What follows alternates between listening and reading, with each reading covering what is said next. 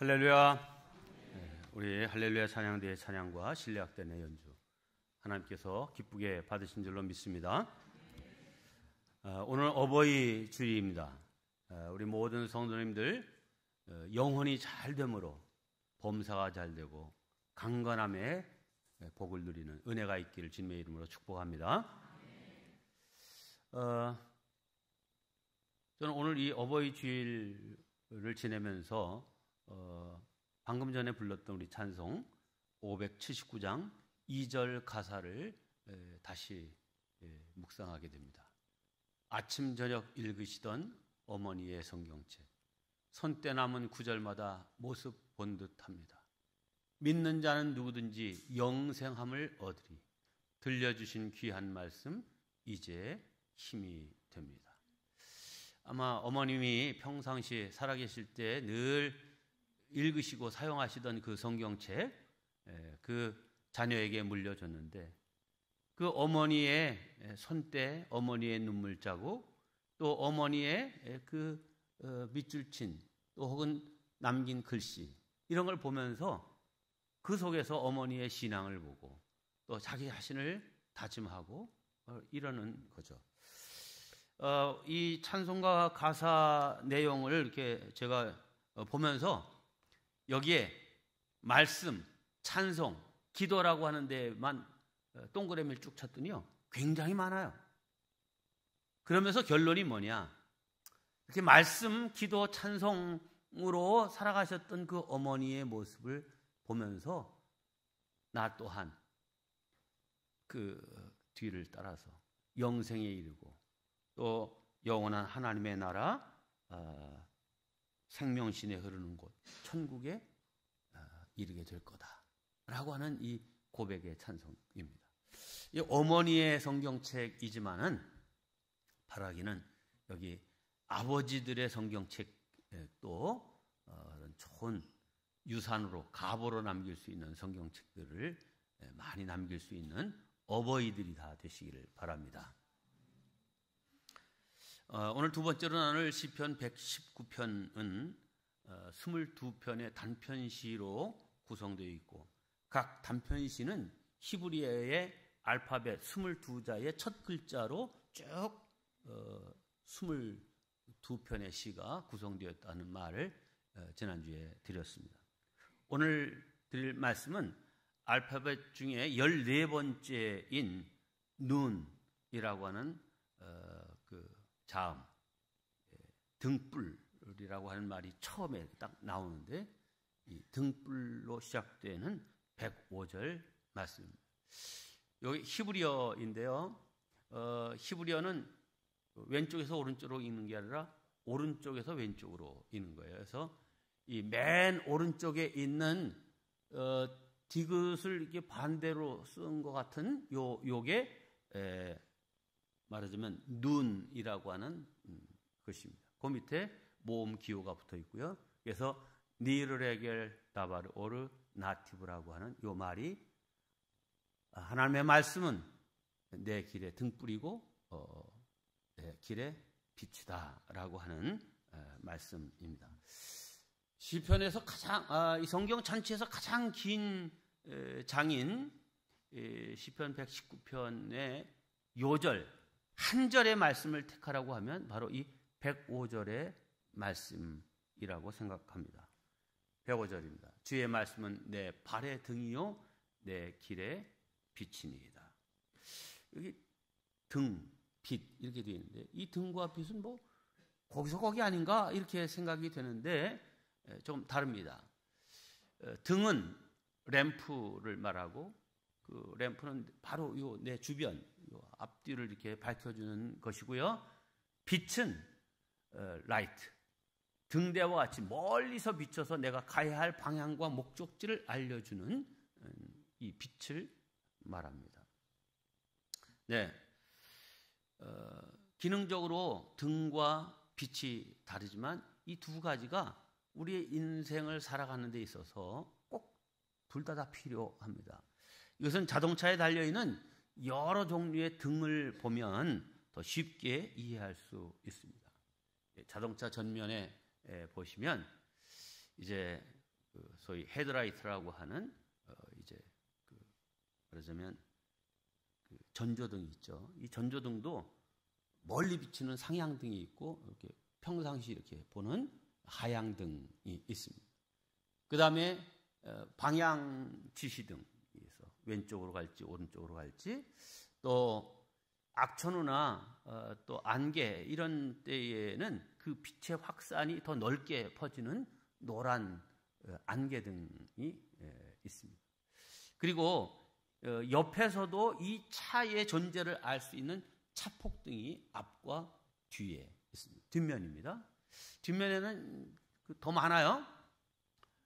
제일 꼭대기에 보면 제동등, 브레이크 등이죠. 그래서 브레이크를 밟으면 거기 불이 탁 들어와서 앞차가 브레이크를 밟았구나 하는 것을 뒷차가 인식할 수 있도록 하는 제동등, 방향지시등, 또 번호판을 인식할 수 있는 번호등, 또 그 기어를 후진으로 누면 그 운전자가 그 뒷면이 어떤 상태인지 볼 수 있도록 불이 들어오는 후진등이 있고, 후미등은 항상 밤이나 이렇게 낮에도 요새는 다 불이 켜져 있죠.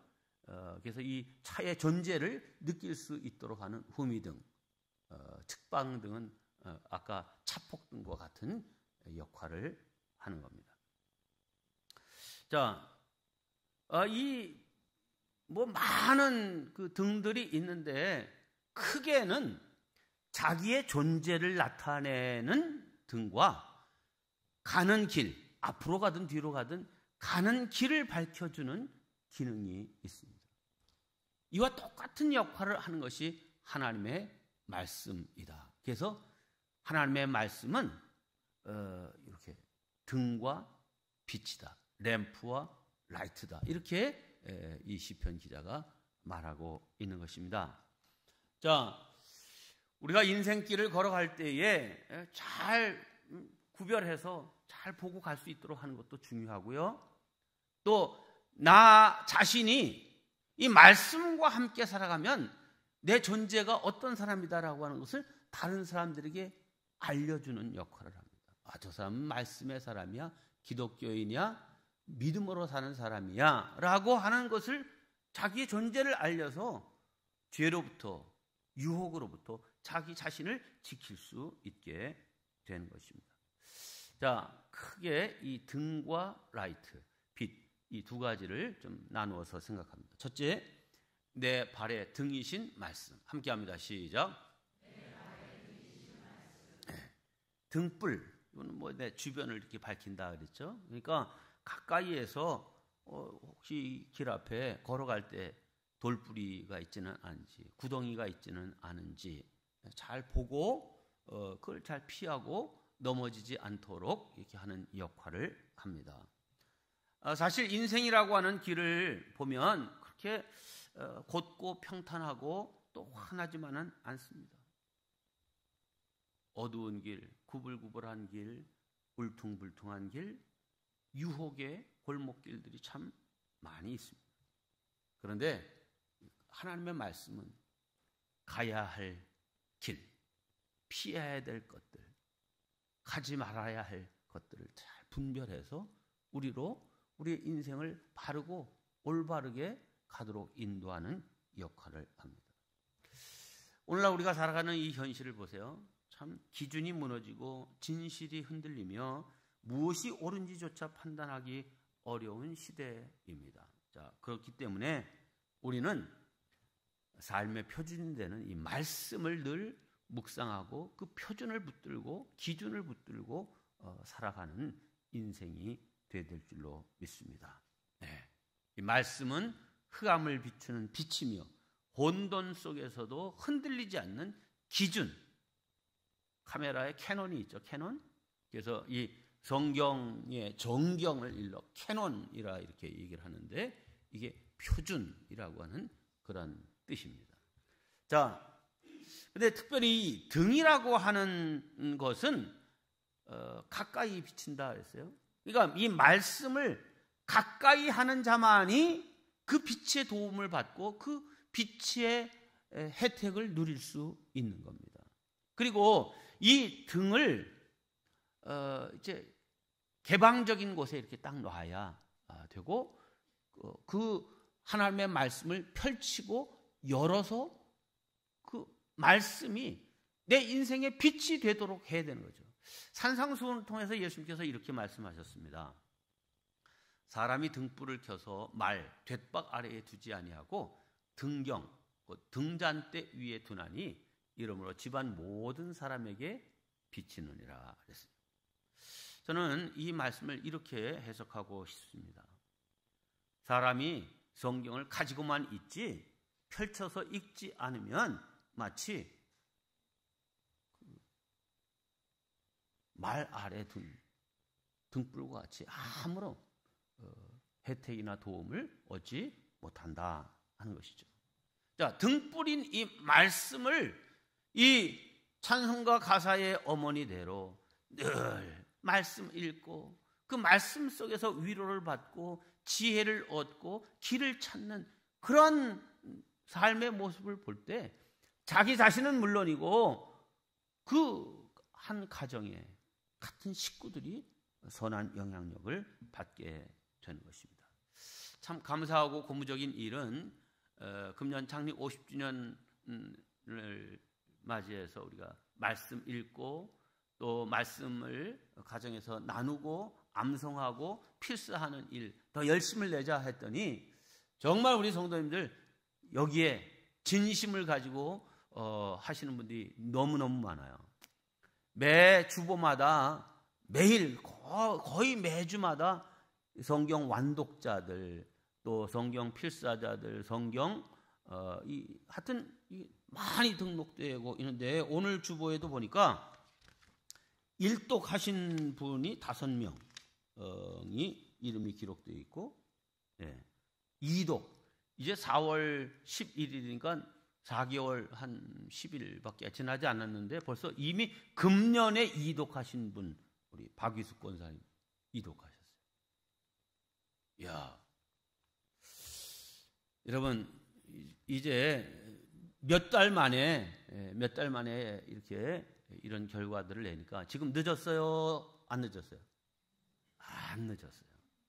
지금이라도 하나님의 말씀을 그래 내가 예수 평생 믿는데 교과서는 한 권인데 이것도 안 읽고 내가 신앙생활을 할 수 있나 생각하시고 완독에 도전할 수 있기를 바랍니다. 요한복음 8장에 보면 현장에서 가늠하다 잡힌 여인 돌에 맞아 죽을 수밖에 없는 그런 상황이었는데 예수님께서 누구든지 죄 없는 자가 먼저 돌로 치라 이렇게 말씀하셔서 서기관과 바리새인들을 물러가게 한 다음에 하신 말씀이 있습니다. 요한복음 8장입니다. 예수께서 이르시되 나도 너를 정죄하지 아니하노니 가서 다시는 죄를 범하지 말라 하시니라. 예수께서 또 말씀하여 이르시되 두 줄이 중요해요. 나는 세상의 빛이다. 난 세상의 빛이야.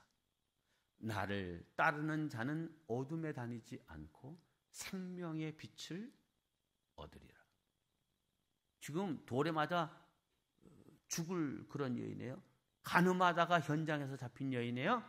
그 여인을 향해서 나 너를 정죄하지 않겠다. 그러나 가서 다시는 죄를 짓지 마라 하면서 한 걸음 더 나가서 나는 세상의 빛이야. 그런데 나를 따르는 자, 그 빛을 따르는 자, 말씀을 따르는 자, 말씀대로 살아가는 자, 그는 너 지금 살았던 그런 어두움의 인생이 아니라 생명의 빛을 얻으리라 이렇게 말씀했습니다.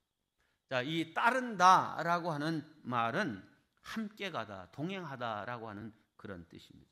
그러니까 예수 믿고 따르는 이런 사람들은 이제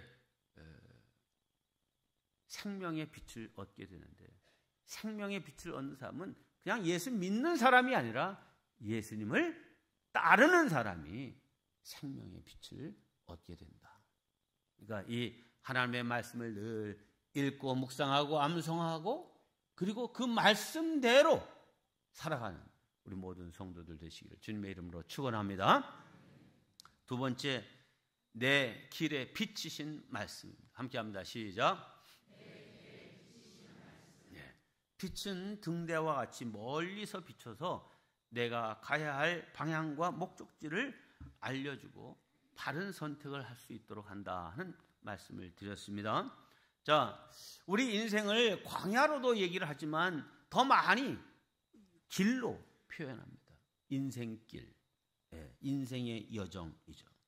근데 이 인생길을 걷다 보면 항상 밝은 대낮은 아니죠.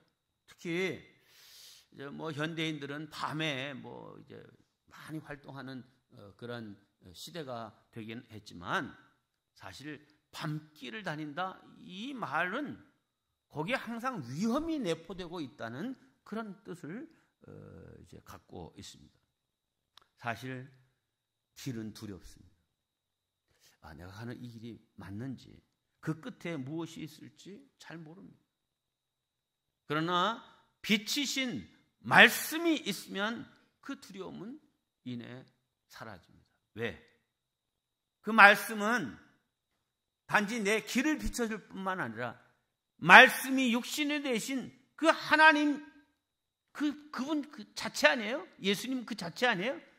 그분이 내가 말씀을 가지고 산다라고 하는 것은 주님과 함께 동행하고 있다는 사실이기 때문에 그분이 내 손잡고 가고 계시는데 뭐 두려울 것이 없습니다.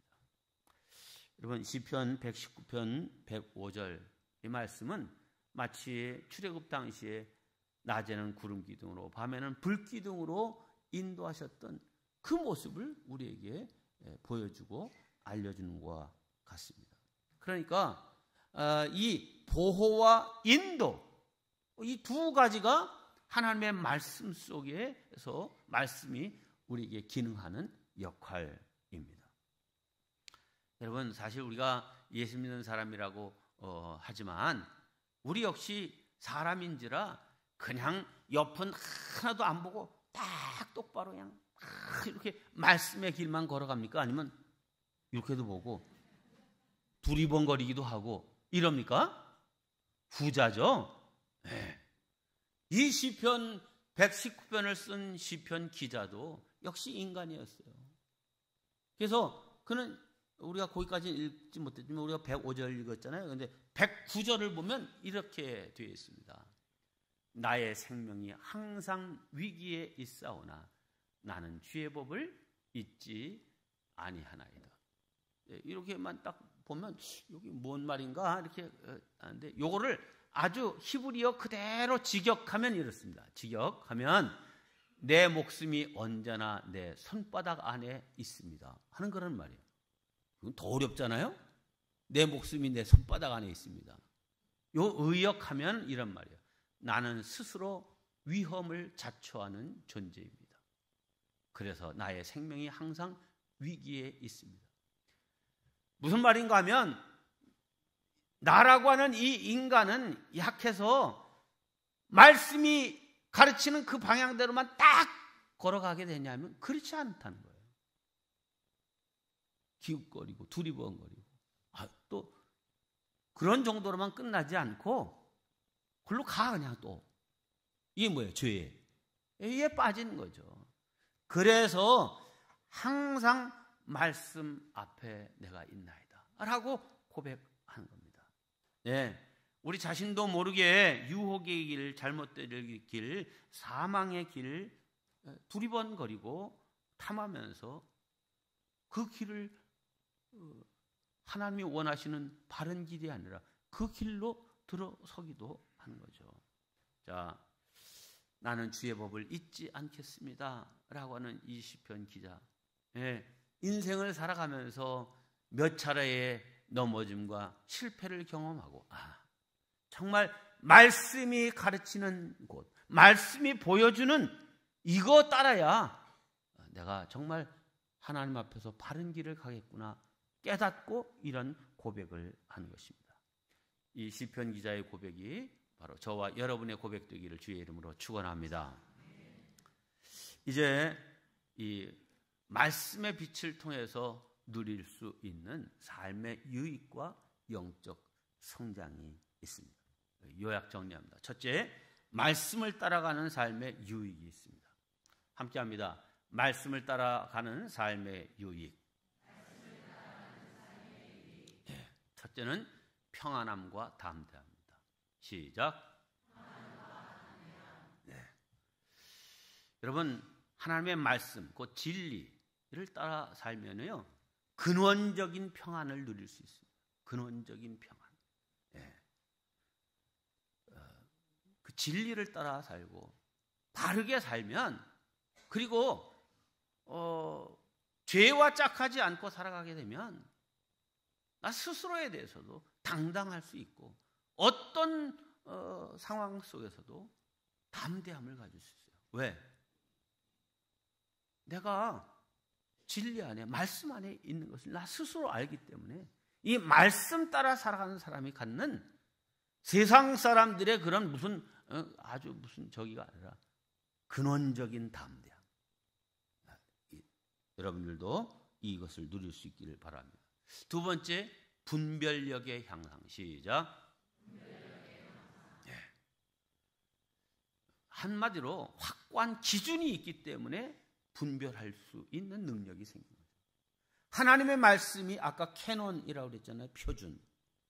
내 삶의 표준이 딱 세워져 있으면 어떤 것이 잘못된 것이고 어떤 것이 바른 것인지를 딱 알 수 있기 때문에 딱 그것으로 분별할 수 있는 능력을 갖게 되는 것입니다. 세 번째, 관계의 회복입니다. 시작. 하나님의 말씀에는 용서, 사랑, 배려, 공감 등 이 관계를 회복시키는 진리로 가득 차 있습니다. 그래서 이 말씀대로 살아가려고 노력을 할 때에 자연스럽게 가족이나 이웃이나 친구나 직장 동료나 이런 사람들과 관계가 한층 건강하고 아름답게 이루어져 갈 수 있습니다. 관계를 새롭게 하는 그런 그 틀이 하나님의 말씀 속에서 나온다.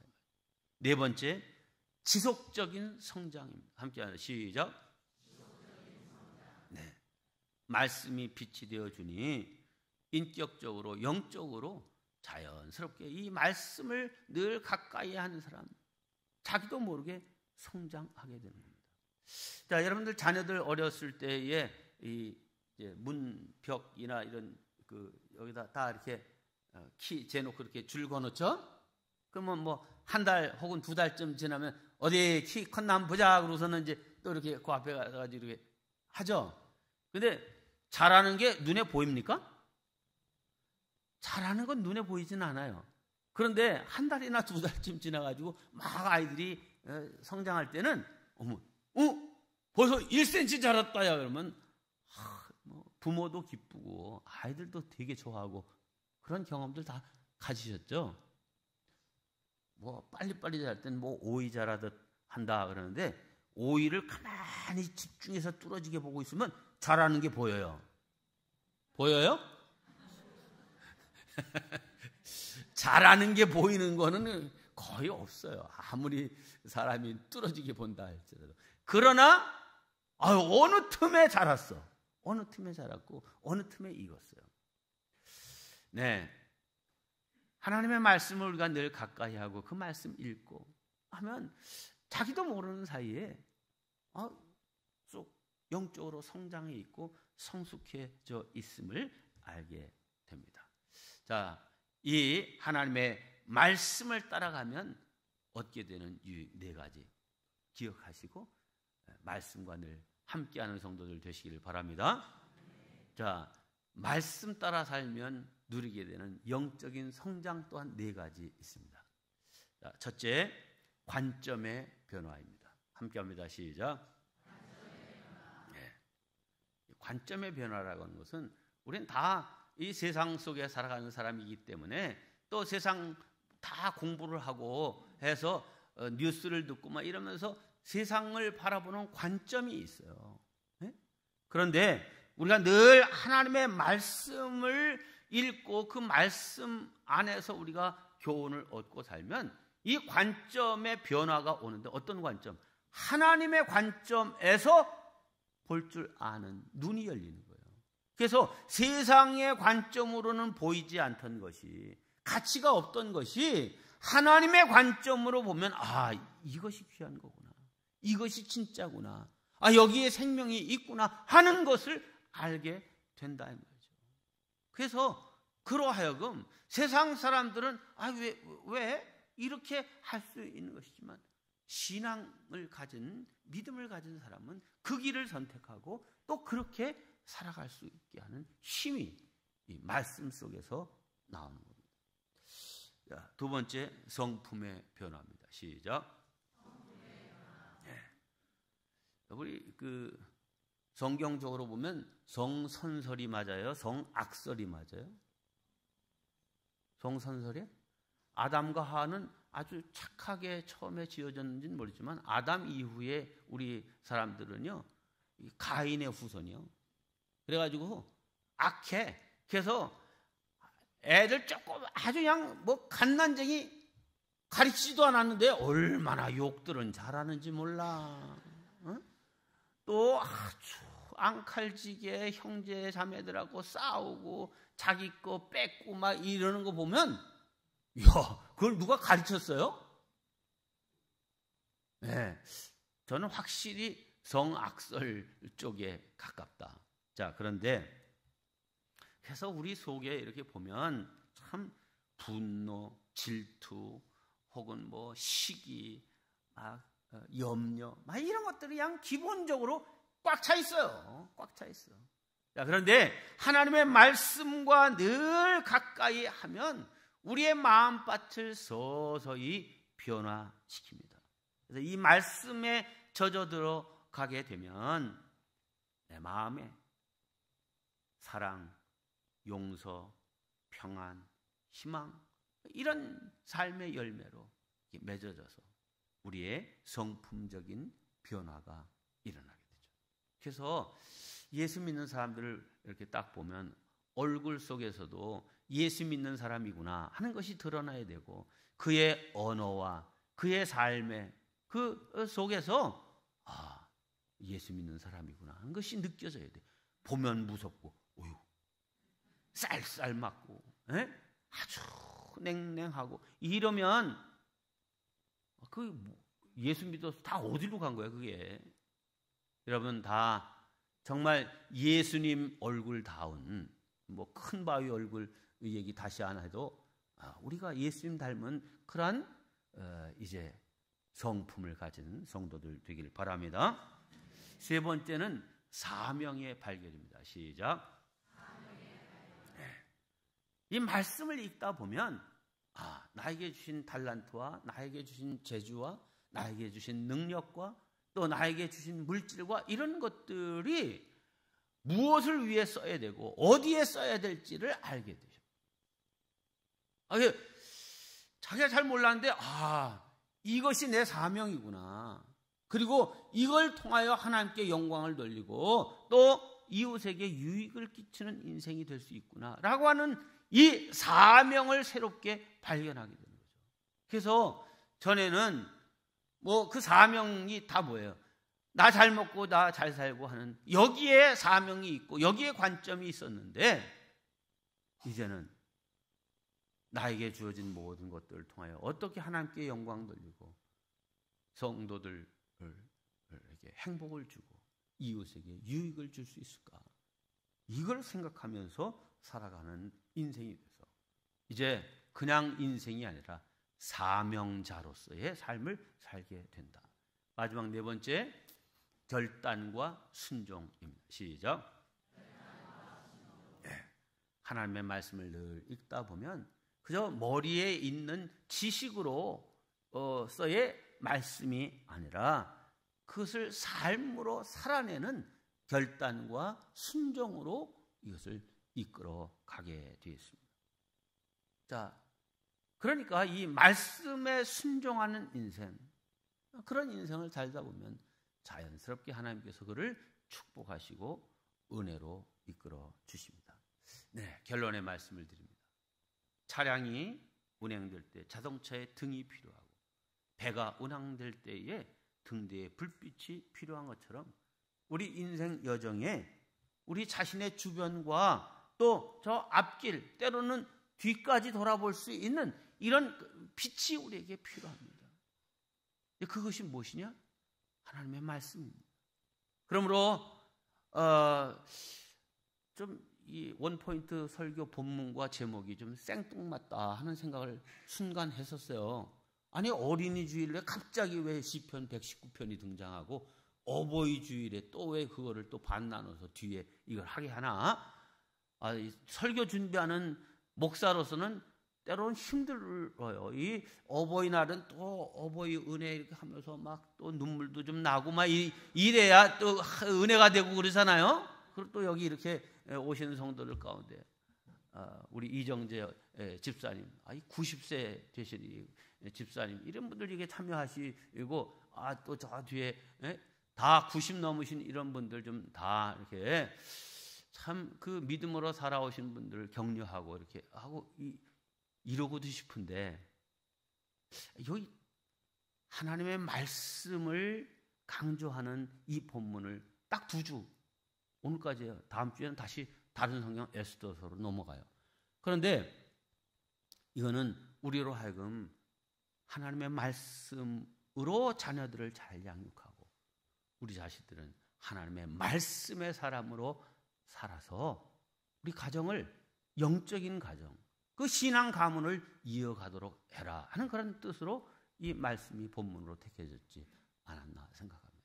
네, 이 말씀 따라 살아가는 우리 모든 성도들 되시기를 주의 이름으로 축원합니다. 기도하겠습니다. 하나님 아버지, 내 삶의 길을 인도하시는 하나님의 말씀을 따라 살기를 원합니다. 어둠 속에서 길을 잃지 않도록 하나님의 말씀으로 내 발을 비춰 주시옵소서. 세상의 유혹과 혼란 속에서 말씀이 나의 선택과 결정을 이끌어 주시고 그 말씀 따라 한 걸음씩 나아가게 하여 주시옵소서. 내가 걸어가는 인생길이 방향을 잃지 않도록 말씀을 내 삶의 기준으로 삼고 살게 하여 주시옵소서. 나는 세상의 빛이요 길이라고 말씀하신 예수님의 이름으로 기도하옵나이다. 아멘.